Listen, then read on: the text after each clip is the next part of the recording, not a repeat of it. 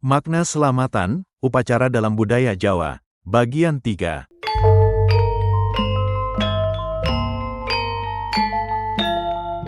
Ritual kepaten atau kematian. Setiap manusia hidup, pasti mengalami lahir ke alam dunia, kecil, berkembang menjadi dewasa dan berakhir dengan kematian. Di dalam kepercayaan budaya Jawa, orang yang meninggal tidak bisa disamakan dengan ponsel atau lampu senter, yang akan mati karena kehabisan daya listrik.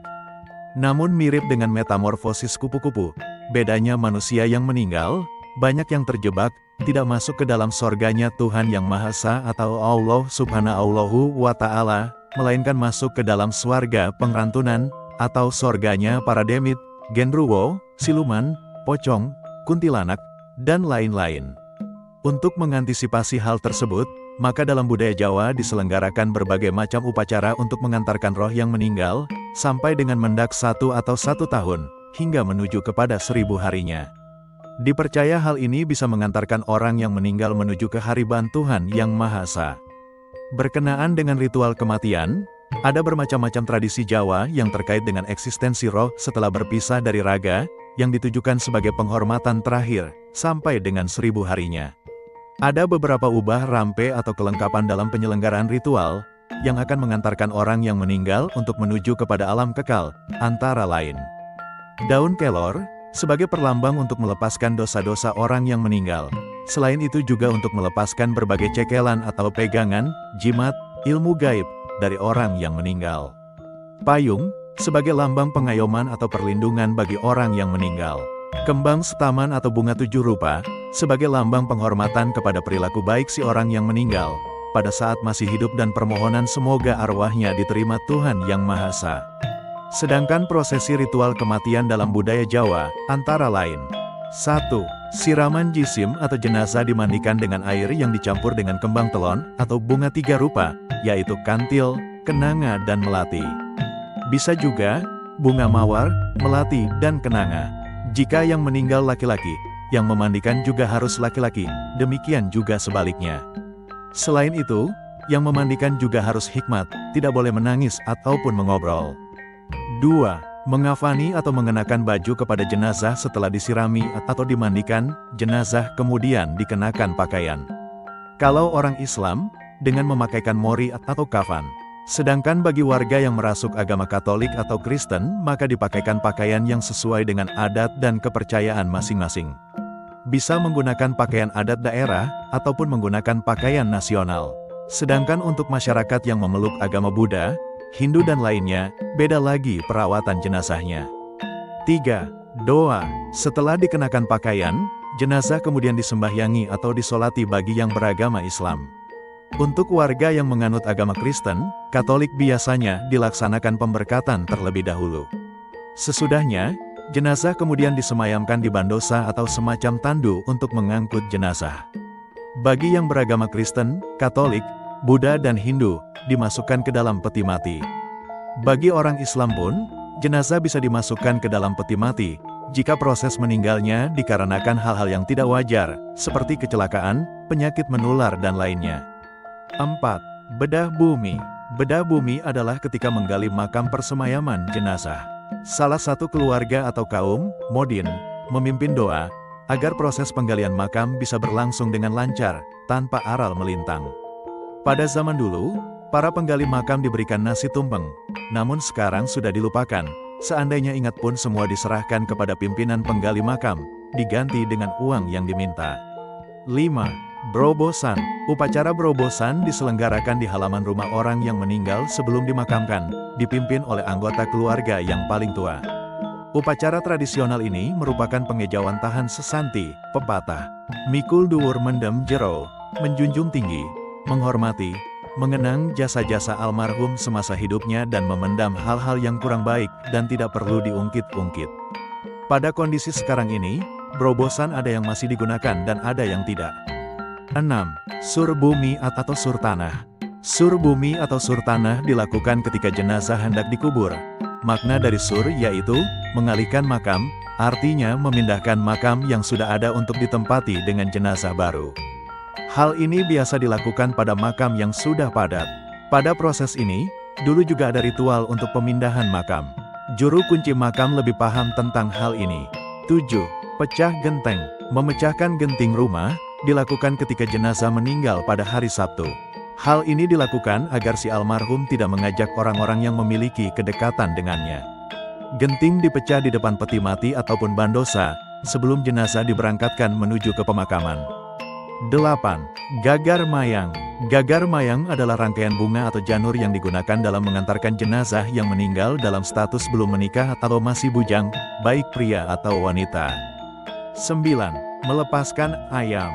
Ritual melepaskan ayam dilakukan jika jenazah memiliki anak kecil. Sehingga sesampainya di makam, ayam yang dibawa dilepaskan, agar si jenazah ikhlas melepaskan anaknya untuk dirawat oleh pasangannya. Setelah jenazah disemayamkan dan didoakan, selanjutnya adalah berbagai macam selamatan yang diselenggarakan untuk si jenazah, dari mulai 3 hari sampai dengan 100 harinya dan berakhir sampai dengan 1000 harinya. Selamatan setelah jenazah disemayamkan. 1.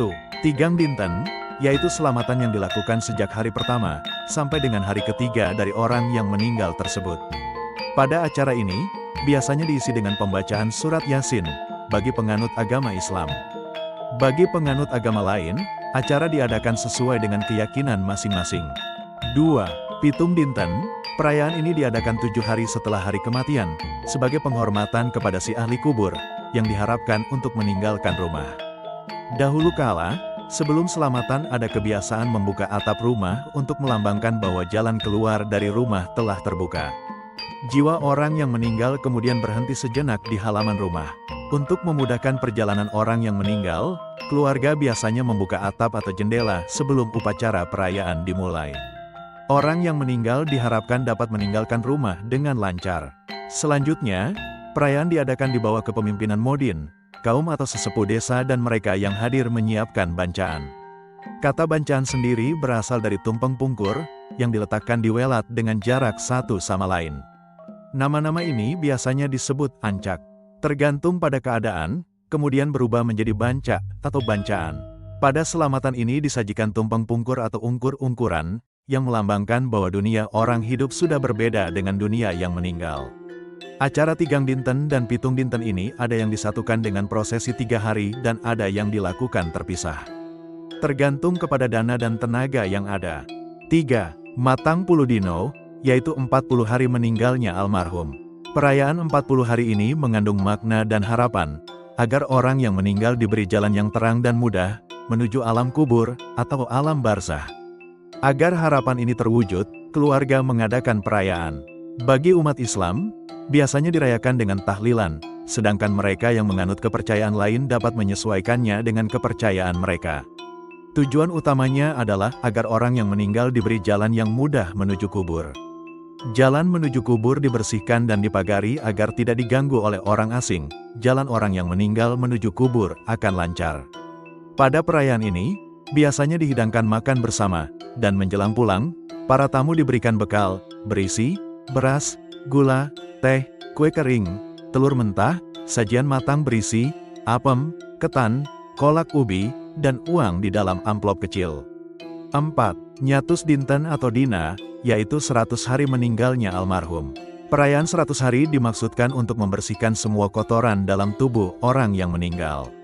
Meskipun mereka telah masuk ke dalam kubur, orang yang meninggal seringkali masih kembali ke rumah sampai upacara perayaan pertama dan kedua diadakan. Pada perayaan ini juga, biasanya dihidangkan makan bersama, dan menjelang pulang, para tamu diberikan bekal, berisi beras, gula, teh, kue kering, telur mentah, sajian matang berisi apem atau pasung, ketan, kolak ubi, dan uang di dalam amplop kecil. Pasung berarti payung, agar si ahli kubur yang berada di bawah terik matahari selalu dilindungi atau dinaungi oleh Tuhan, karena mereka akan menempuh jalan yang panjang dan panas. Ketan dan kolak berarti, agar orang-orang yang rendah hati diberi jalan yang jelas menuju kepada Tuhan. Nama kolak berasal dari kata dasar Khalik atau Tuhan yang menciptakan. Persembahan ini dilakukan ketika Islam masuk ke Jawa. Dengan demikian, terjadi akulturasi antara budaya Jawa, Hindu, Buddha, dan Islam.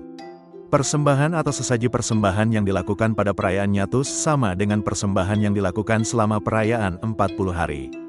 yaitu nasi wudhu, ayam, kedelai, kerupuk, dan sambal goreng. 5. Mendak sepisan. Upacara mendak sepisan adalah upacara yang diadakan ketika almarhum telah meninggal dunia selama 1 tahun. Prosedur dan ritual yang digunakan untuk memperingati mendak sepisan hampir sama dengan peringatan hari ke-100. Upacara selamatan ini untuk memperingati semua amal baik almarhum, sehingga mendak selamatan pertama juga disebut meling. Kata meling sama artinya dengan memberi peringatan atau mengingatkan. Selain itu, upacara ini juga untuk orang-orang yang ditinggalkan, terutama keluarga almarhum, agar mereka ingat bahwa ketika waktunya tiba, mereka juga akan dipanggil oleh Yang Maha Kuasa. Oleh karena itu, kita harus berhati-hati dalam perbuatan kita di dunia ini, agar kita siap ketika tiba waktunya kita akan dipanggil oleh Tuhan. Pada perayaan ini, biasanya dihidangkan makan bersama, dan menjelang pulang, para tamu diberikan bekal, berisi beras, gula, teh, kue kering, telur mentah, sajian matang berisi apem, ketan, kolak ubi, dan uang di dalam amplop kecil. 6. Mendak pindo. Selamatan kedua dimaksudkan untuk menyempurnakan segala sesuatu di dalam tubuh, seperti kulit, darah, dan sebagainya. Diibaratkan pada saat anak berusia 2 tahun, tubuh yang dulunya adalah tubuh anak-anak telah mulai melebur menjadi debu, hanya menyisakan tulang. Pada perayaan ini, biasanya dihidangkan makan bersama, dan menjelang pulang, para tamu diberikan bekal, berisi beras, gula, teh, kue kering, telur mentah, sajian matang berisi apem, ketan, kolak ubi, dan uang di dalam amplop kecil. 7. Nyewu yaitu 1000 hari meninggalnya almarhum. Selamatan Nyewu ini adalah upacara terakhir dari semua upacara yang diadakan untuk orang yang telah meninggal. Dalam budaya Jawa, selamatan Nyewu adalah cara untuk mempersembahkan orang yang telah meninggal kepada rahmat Tuhan dengan mengadakan selamatan Nyewu. Biasanya, cara terakhir ini diadakan secara besar-besaran. Jika biasanya hanya disiapkan berkat, di sini Anda dapat memberikan sajadah dengan sarung atau buku yasinan kepada saudara-saudara muslim. Bagi mereka yang beragama lain dapat diberikan berbagai hadiah yang bersifat amal. Pada perayaan ini, biasanya dihidangkan makan bersama, dengan menu utamanya daging kambing, dengan nasi atau lontong. Menjelang pulang, para tamu diberikan bekal, berisi beras, gula, teh, kue kering, telur mentah, sajian matang berisi apem, ketan, kolak ubi, dan uang di dalam amplop kecil. Pada masa sekarang, tidak semua ritual selamatan tersebut diselenggarakan semua. Ada yang hanya 7, 40 atau 100, yang diniatkan sampai dengan 1000 hari almarhum. Tergantung kepada kesepakatan, dana dan tenaga dari masing-masing keluarga yang meninggal. 8. Nyadran adalah prosesi budaya Jawa berupa kegiatan tahunan di bulan Ruwah, dimulai dengan membersihkan tempat pemujaan leluhur, kemudian diakhiri dengan makan bersama, dengan menu tertentu seperti apem, ater-ater. Nama nyadran berasal dari kata serada, nirada, niradan, yang kemudian menjadi nyadran. P.J. Sudmulder dalam bukunya Kalangwanuga menceritakan tentang upacara serada untuk memperingati wafatnya Tribuwana Tunggadevi pada tahun 1350. Upacara serada sebagai peringatan bagi raja-raja yang telah mencapai usia lanjut juga disebutkan dalam lagu Banawa Sekar, menggunakan perahu berbentuk baita, perahu yang terbuat dari bunga, puspa, sekar. Tradisi nyadran rupanya telah berlangsung sejak zaman Majapahit hingga sekarang. Penghormatan terhadap leluhur masih dilestarikan dan dipraktikkan oleh masyarakat, terutama di daerah pedesaan. Bulan Ruwah memiliki pesan atau pelajaran bagi cucu-cucu untuk mencintai dan mengingat leluhur mereka.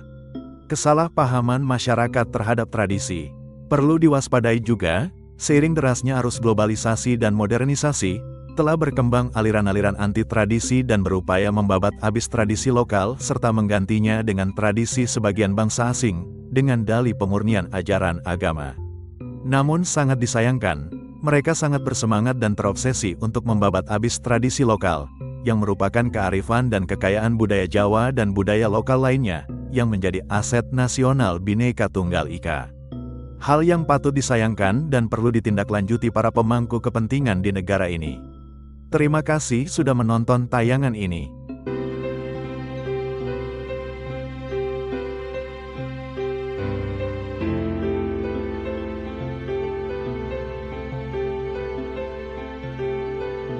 Dijual tanah dengan lokasi sangat strategis di kawasan Jati Bening, Bekasi, dekat akses jalan tol Jakarta Cikampek dan LRT.